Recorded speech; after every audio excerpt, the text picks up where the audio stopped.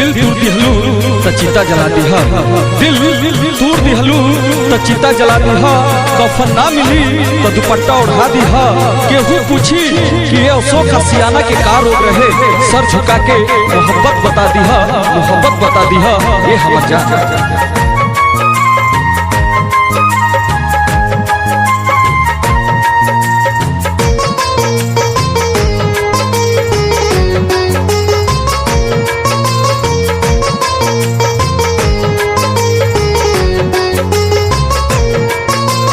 जाबे वफा तू हमके भूल जा, जाबे वफा तू हमके भूल जा।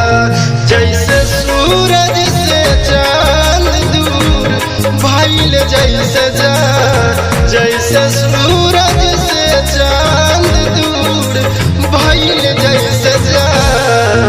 जाबे वफा तू हमके भूल जा, अरे जा जाबे वफा तू हमके भूल जा।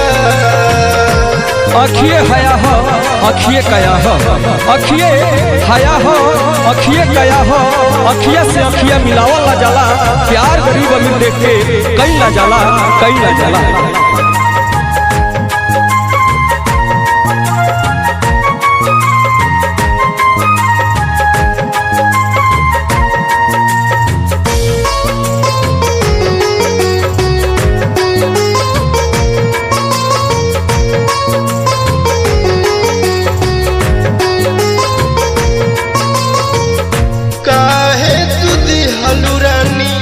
प्यार में धोखा जियते मुआ गइलू पाके अपन मौका हो।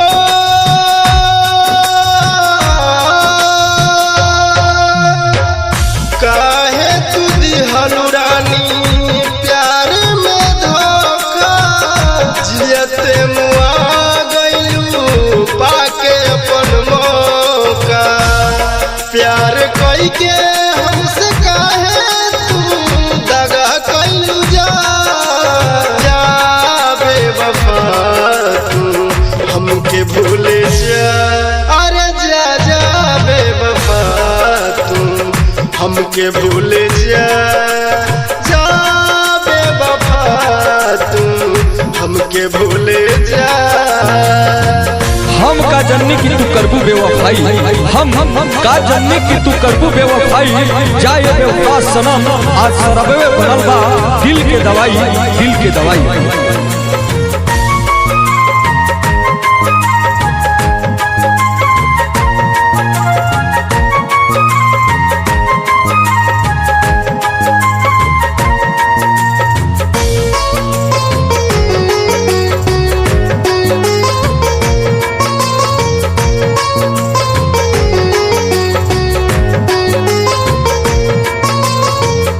अखिया से आंसू बहत देखलू न हमके, प्यार में दिखाई तोहर दीवाना हम बन के।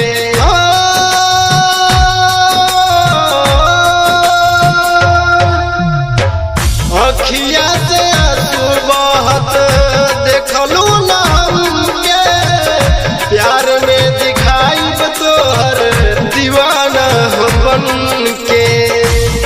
अपना प्यार बगोरिया काहे सितम कइलू जा, जाबे वफा तू हमके भूल जा, अरे जा जाबे वफा तू हमके भूल जा, अरे जा जाबे वफा तू हमके भूल जा।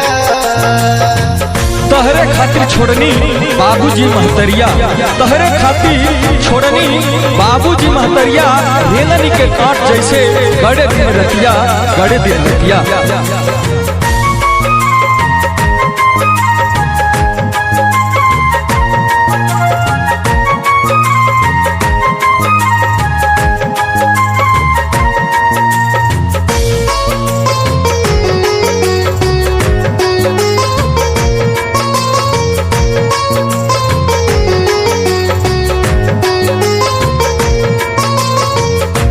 सपना सजा के हमके भैलू के और के प्यार पर भरोसा हमरा न रहे तोहरा के हो।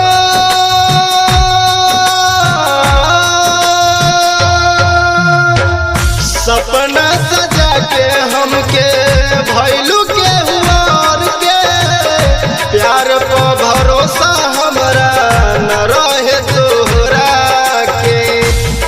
आसियाना सोच प्यार तोहसे कर जा